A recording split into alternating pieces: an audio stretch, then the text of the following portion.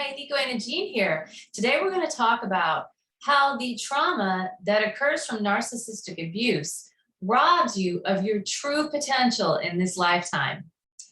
There's three ways that I've identified that this can occur. We're going to start with number one, which is the most obvious, which is the fact that when you've been in a relationship with a narcissist, whether you're currently in that relationship or not, you have been in a pattern of constantly giving up an enormous amount of your energy into the dynamic of the relationship. So whether this is through arguing, perhaps maybe it's through just a constant worry or dread or fear of what's going to happen. You've heard the term probably walking on eggshells.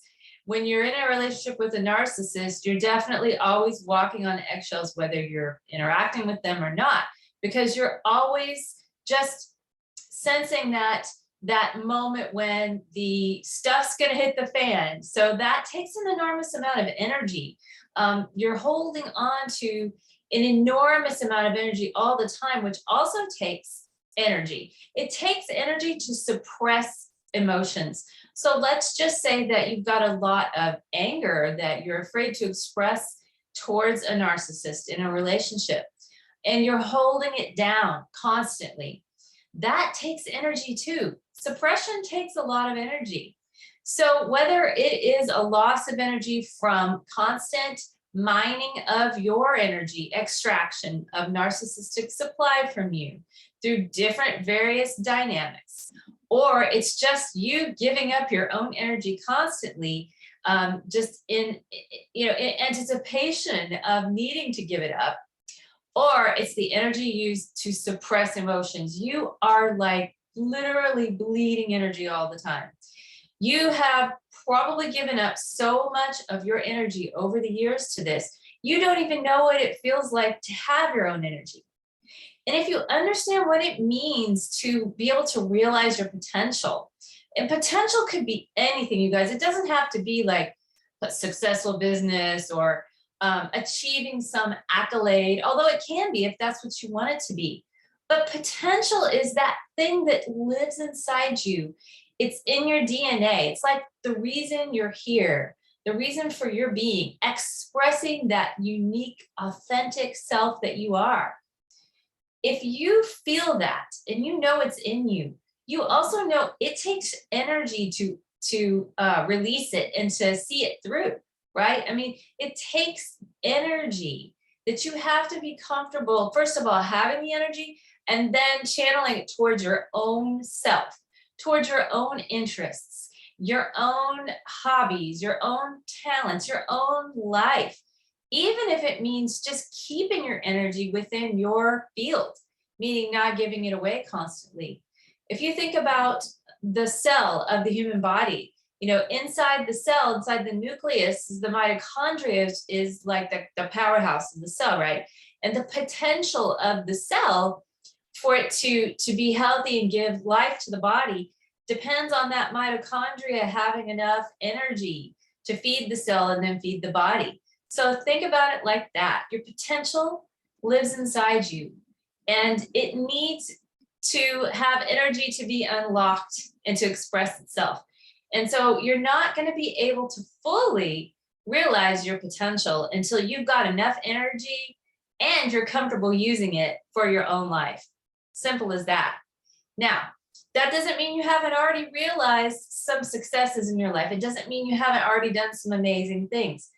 But I promise you there's more, and you can feel it. And if you're watching this video, you know I'm telling the truth. There's something in you. You're like, God, I know there's more to life than this.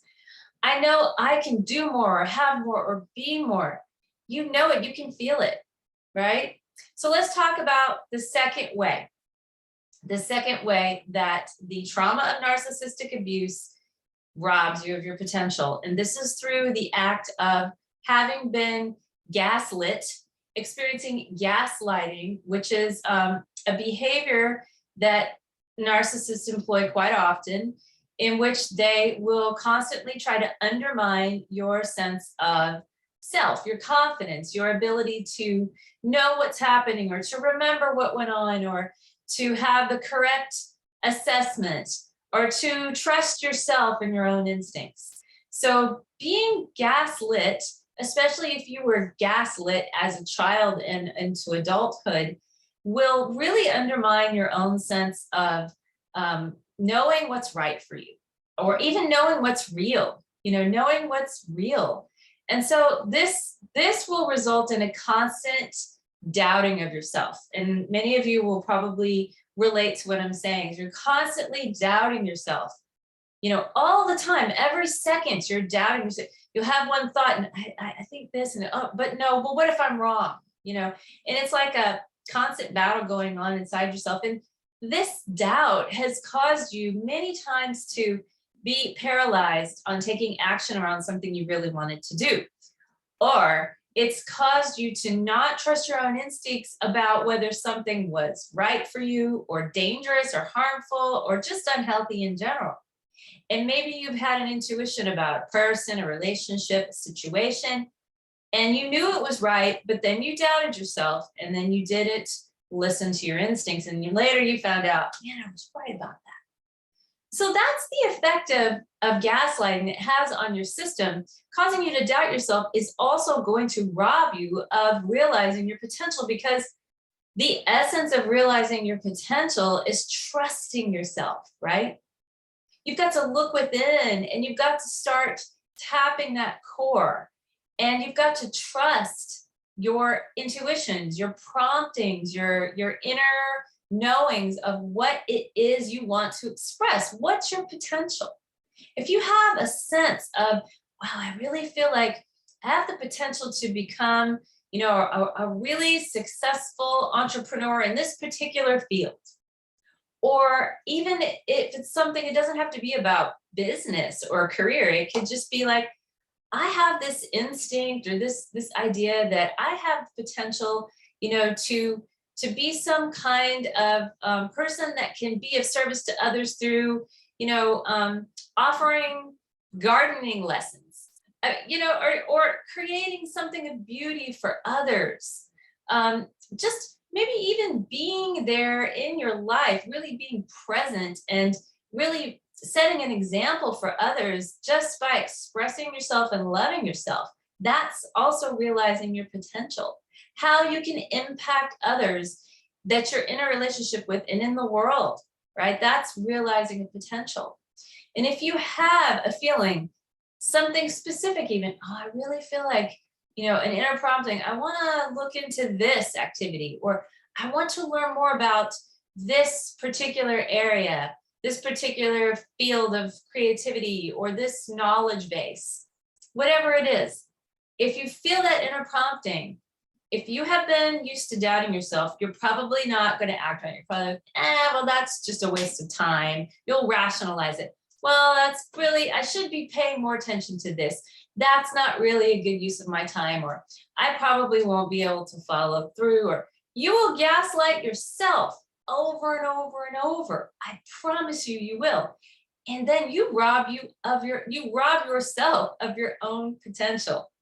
Therefore, that is the second way that narcissistic abuse trauma can rob you of your potential. Now, here's the third way. Okay. The third way is pretty simple. All right. The third way is this.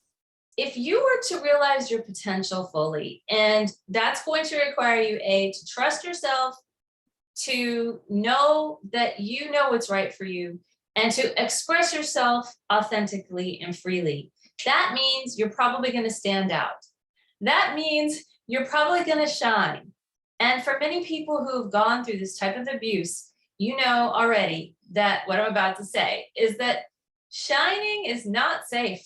Shining is not safe.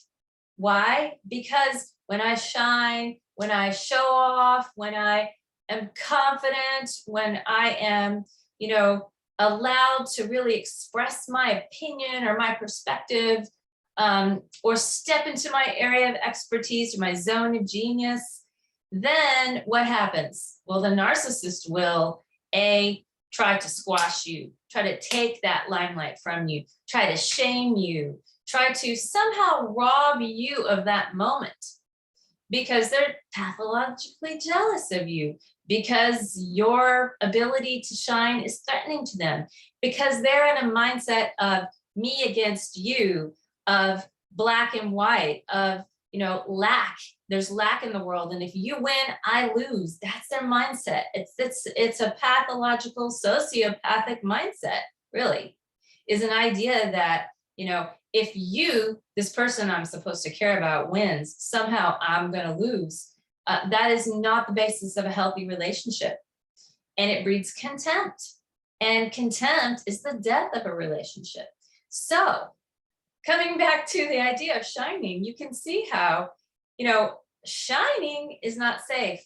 Being out there, being successful, looking confident, owning yourself, this is something that is not safe if you haven't done any work around it. So it's going to rob you of your potential, because even if A, you've got the energy to realize your potential, and B, you've got some confidence going, then C, whoa, wait a minute, I am about to actually succeed. I am about to actually really express myself. I am about to step into my higher level self and realize my true human potential in this lifetime. And that is scary as hell, because I'm going to get annihilated. I'm going to get squashed. They're going to come after me. It's not safe, you guys, right? It doesn't make sense even, because most of the time it's not even really true.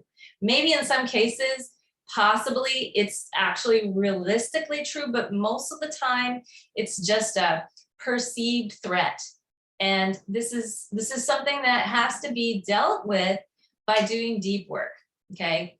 Doing deep work and using the Heartshine EFT method to release trauma, to calm your nervous system, to get big shifts around these belief systems that have been put into place from childhood and on.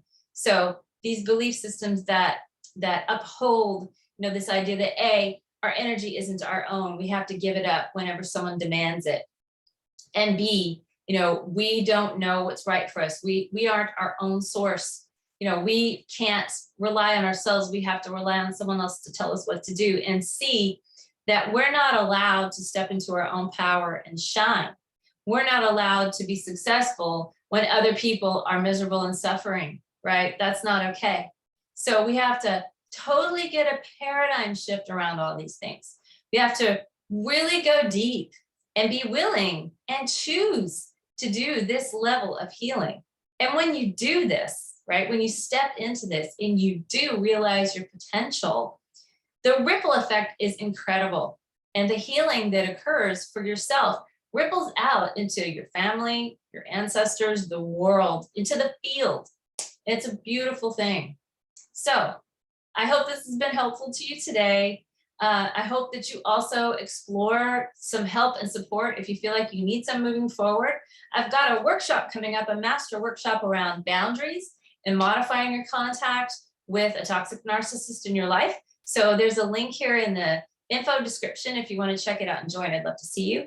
And please subscribe if you haven't already. Thanks for supporting my channel. Talk to you soon. Bye-bye.